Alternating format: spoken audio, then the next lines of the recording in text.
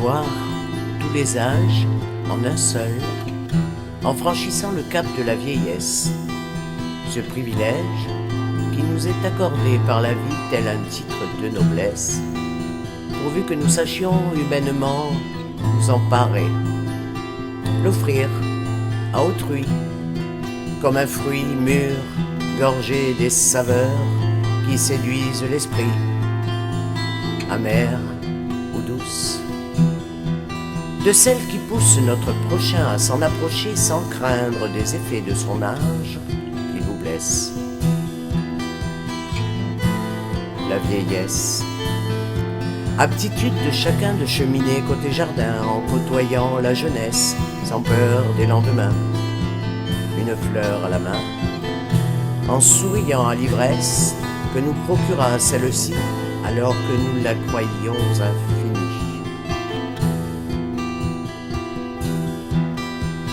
La vieillesse, habitude de quelques-uns d'ironiser sur ce destin dont tous avons besoin pour écouter la sagesse, pour rappeler combien d'années se sont passées, sans flétrir aucunement nos cœurs trop souvent contrariés.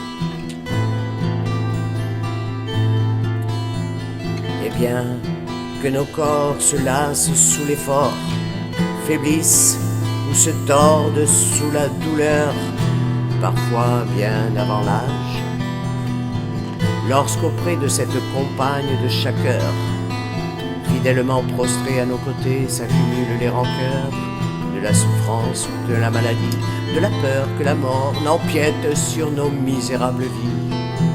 La vieillesse, qui n'est pas notre ennemi, nous ramène au temps jadis.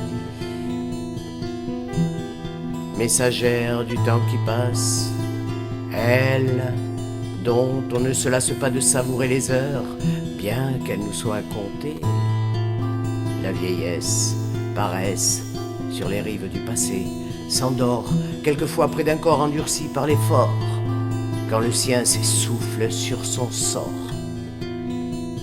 Elle se mord alors les doigts, se rit d'elle, car elle touche à son déclin, puis elle se raccroche à la terre. Ce décor où solitaire, elle finira par ne plus plaire. La vieillesse.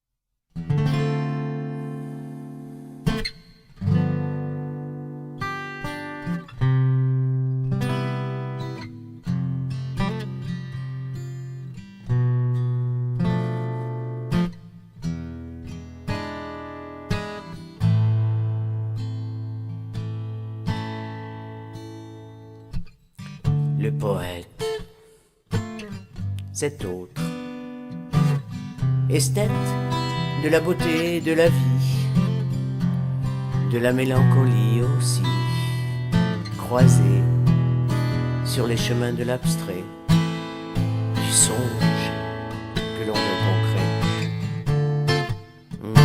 Le poète, ce rêveur qui bouge dans sa tête, ce rimailleur, brocanteur de douceur, d'étoiles à cirer dans un ciel de piété.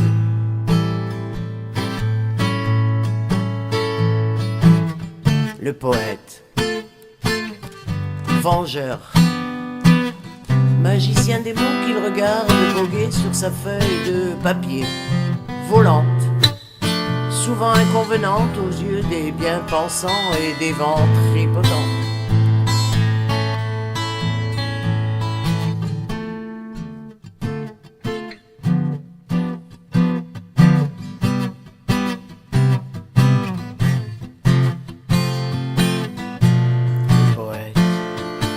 Cette tripette qui boit, se saoule et pète en société, ce volage, ce gage de mauvaise humeur, ce sage qui croise le fer en apnée loin des guerres qu'il voudrait éviter. Le poète,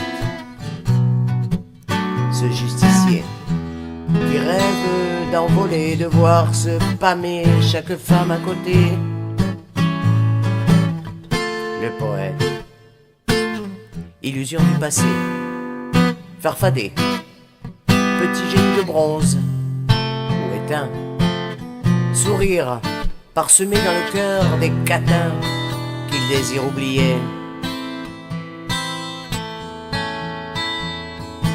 Le poète, frémissement d'antan, caresse de demain, dans un soupir lointain, inspire-moi la vie,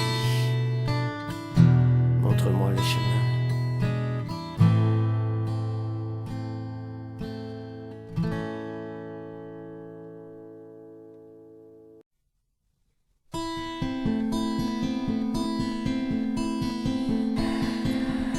Assise sur un reflet d'argent que me confie l'astre de la nuit en miroitant sur mon esprit, je soupire en regardant le ciel baigné de sa douce clarté.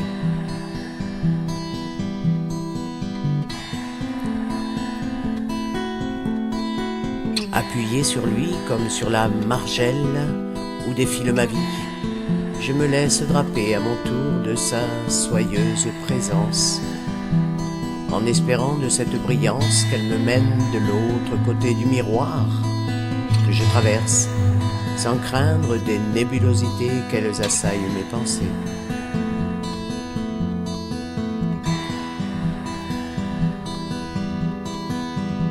Dans ce halo de beauté où berce mon présent et avec lui mon passé, je souris avec envie à celle qui s'éclipse lorsque le jour pousse sur la nuit en prenant son envol.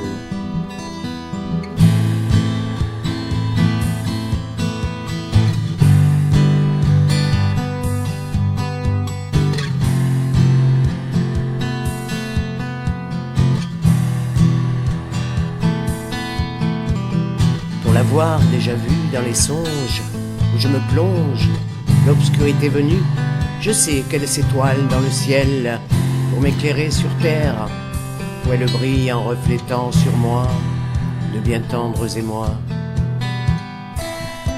Éphémères, puisqu'ils ne sont que lumière, traversant l'étrange atmosphère, elle-même si légère, que mon âme se laisse aller aux délicates manières de la belle messagère. Comme il est doux pour moi de me rendre à ces tressaillements heureux, découvrir ces lueurs qui font battre mon cœur et me nourrir à ces sentiments singuliers qui se répandent sur mon corps pour m'envahir lorsque le jour s'endort. Je ne résiste pas à l'attente de ces doigts effleurant ma chair qui n'existe pas, à ces lèvres absentes qui se lie à moi comme une image sur les yeux, à son sourire qui s'émeut lorsque la lune est bleue ou que je n'y suis pas.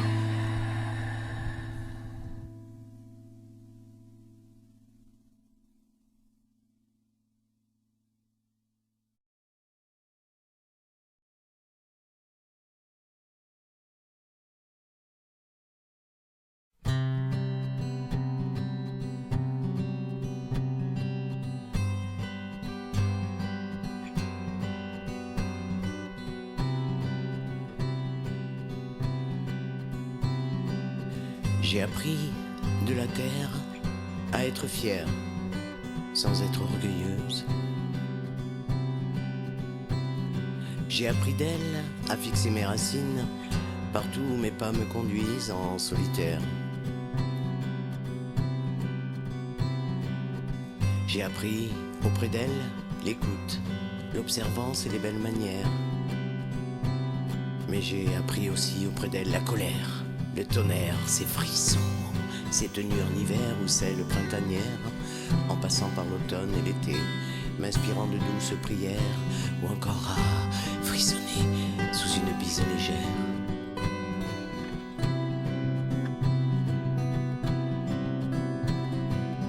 J'ai appris tout cela de la terre et plus encore tandis que je vivais en solitaire.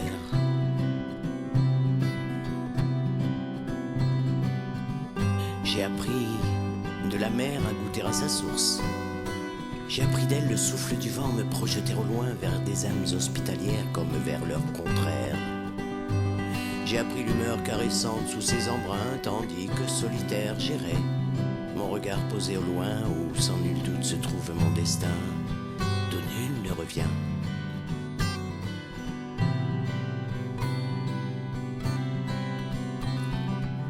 J'ai appris de la mer bien des couleurs, du rouge au noir en passant par le gris ou encore le bleu et jusqu'à la mer morte, les souvenirs qu'entre elles le transportent, calme ou démonté.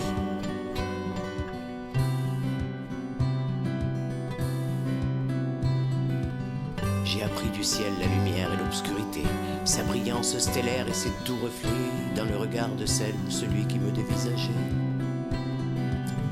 J'ai appris du ciel le feu, ses larmes, sa grandeur d'âme, tandis que je l'admirais toujours en solitaire, sous une voûte d'orage où les éclairs sillonnent la terre où je vis en solitaire.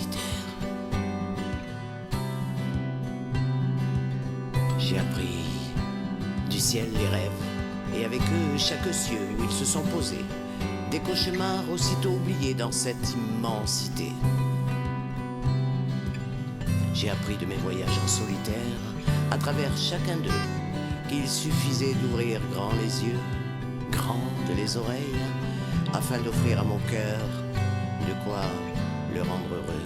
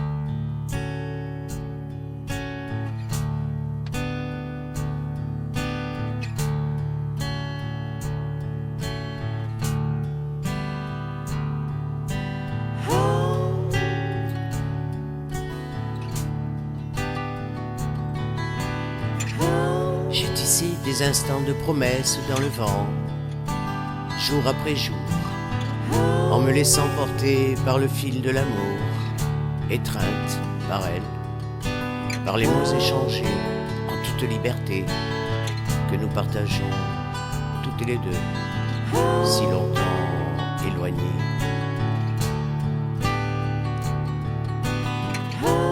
De subtiles présences, un flottement léger comme un parfum exhalé, de tendres nuances, la résonance de quelques baisers échangés tendrement sur la fibre de nos pensées. Un désir prénommé sur un corps en somnolence qui s'invite à la romance d'une distance à l'autre. Je pense à elle, elle pense à moi, toutes deux troublantes de bienveillance, quand le blues s'enivre de l'absence de l'une et du manque de l'autre.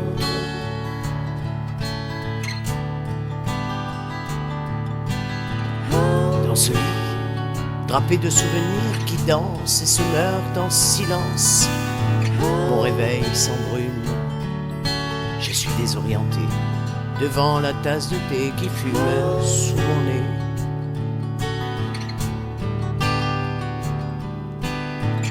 Je poétise en son honneur et confétise les post-it qui sont à ma portée, un concentré de pensées que je lui dédie dans un souffle, un murmure, au pays des anges ou au pays des fées.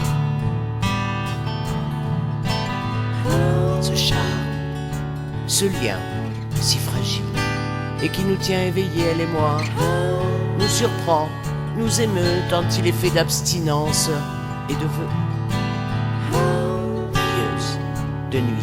De nuit contraire et étrangère, improvisée dans notre imaginaire, qui nous tiennent éveillés lorsque le jour s'en est allé. Je pense à elle, elle pense à moi. Dans ce monde de l'ordinaire où tout n'est que feu de paille, tangible et de peu de foi. Nul brasier dans cet amour que j'ai tissé, mais des promesses dans le vent de mon corps qui s'enflamme au moindre effleurement de ses pensées pour moi.